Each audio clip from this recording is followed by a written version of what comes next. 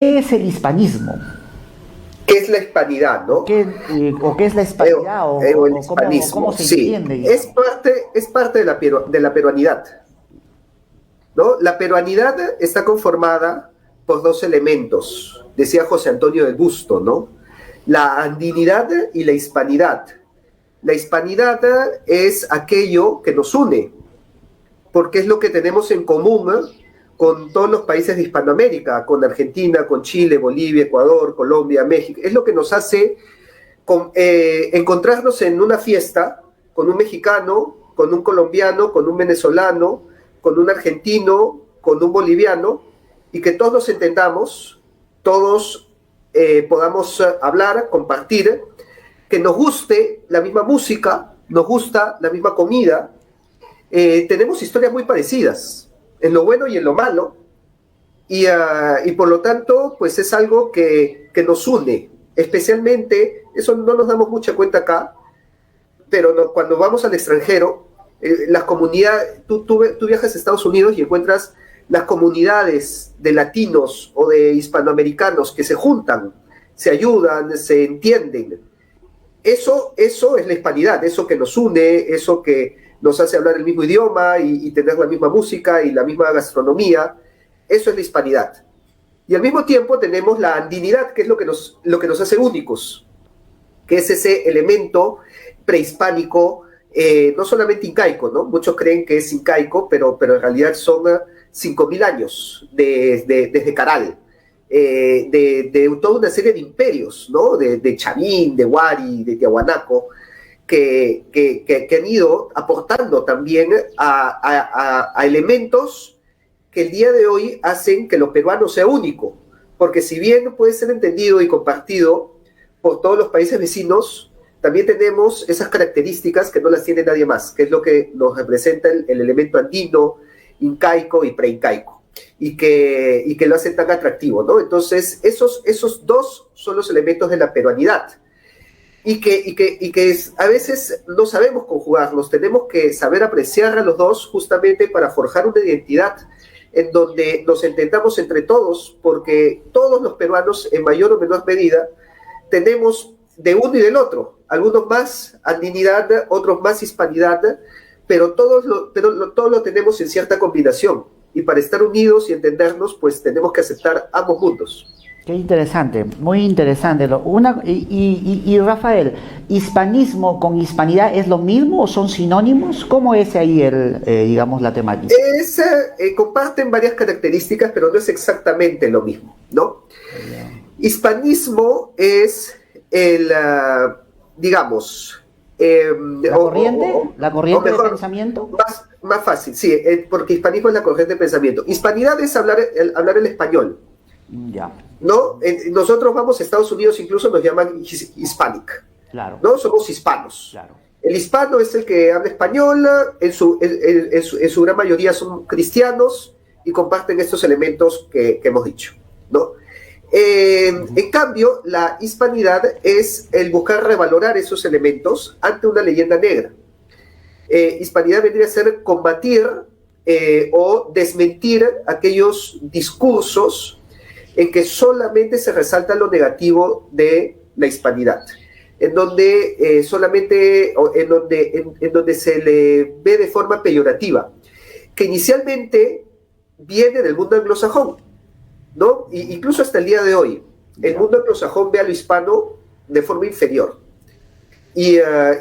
Por eso la hispanidad lo busca revalorar, ¿no? Frente a la cultura, pues, de Inglaterra y Estados Unidos. Sin embargo, también el día de hoy nosotros hemos asumido esto, lo cual es una paradoja, ¿no? Como nosotros mismos podemos sentir este sentido de culpa, podemos tener un sentido de culpa o de minimización. Nos vemos menos ante el extranjero, ¿no? Cierto. Entonces, esto, pues, esta corriente dice, no, por supuesto que no. Tienes cosas buenas, también tienes cosas malas que no vamos a ignorar, como todos, pero no tienes que verte a menos frente a nadie, sino más bien estar orgulloso de lo que tienes. Excelente. Y ya mencionaste algo, Rafael, de lo que quería preguntarte también justo, pero ya lo mencionaste algo, pero yo creo que en la pregunta que yo te voy a hacer, digamos que lo vas a desmenuzar un poquito ya, un poquito en detalle, un poco más profundo ya, cuando yo te haga la pregunta, pero no la vas a responder luego de que hagamos un corte comercial, ¿ya? Pero ya te lanzo la pregunta. Entonces nos vas a explicar, Rafael, ¿qué es esto de la leyenda negra? Que de repente se escucha mucho, yo veo por ahí algunos historiadores, filósofos en las redes que están hablando mucho de ello, y nos gustaría saber acá para nosotros, para nuestros televidentes, qué significa esto de la leyenda negra, pero no lo va a responder Capitán Perú luego de la pausa comercial.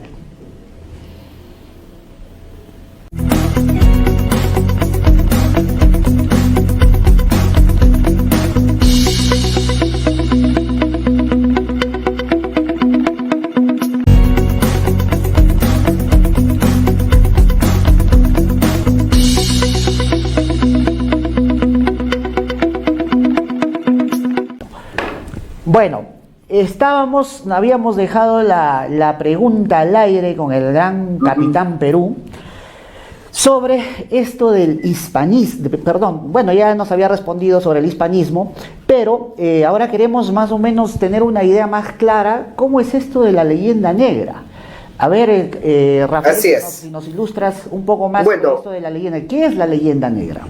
Para esto vamos a hablar un poco acerca de la historia, porque sí es cierto que existe una leyenda negra histórica que, bueno, prácticamente todos los historiadores reconocen, ¿no? Ahora, que aquella leyenda negra siga hasta a la actualidad ya es un tema de debate, pero la gran mayoría está de acuerdo que sí existió una leyenda negra en el siglo XVI, producto de las guerras entre España e Inglaterra y España y Flandes, ¿no? Lo que vendría a ser hoy Países Bajos, Holanda.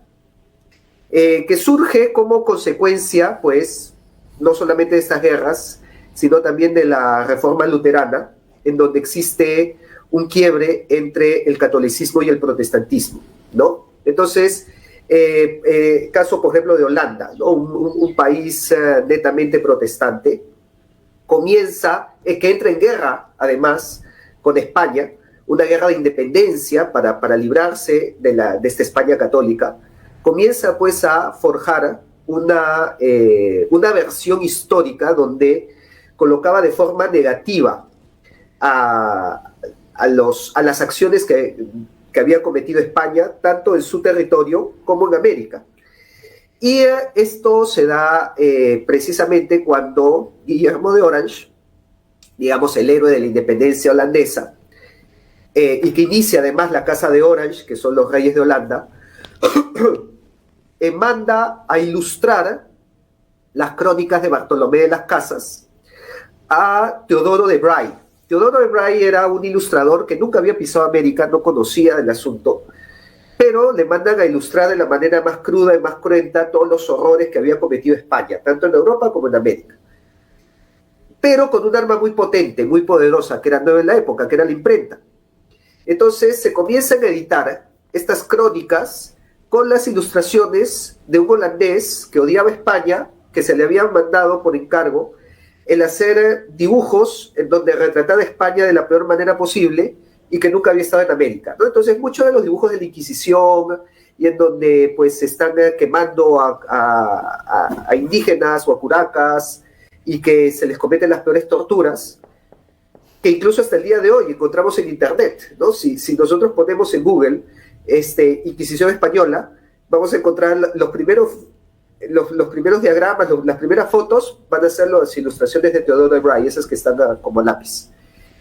Entonces se comienza a difundir esta visión antihispana por el resto de Europa, especialmente Alemania, Inglaterra, la Europa protestante, ¿no?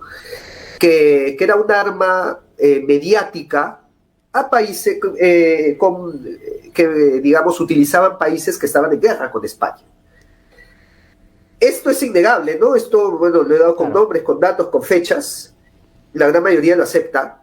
Pero algunos argumentan que esta leyenda negra sigue hasta el día de hoy, ¿no? Continúa hasta el día de hoy. Yo personalmente creo que sí.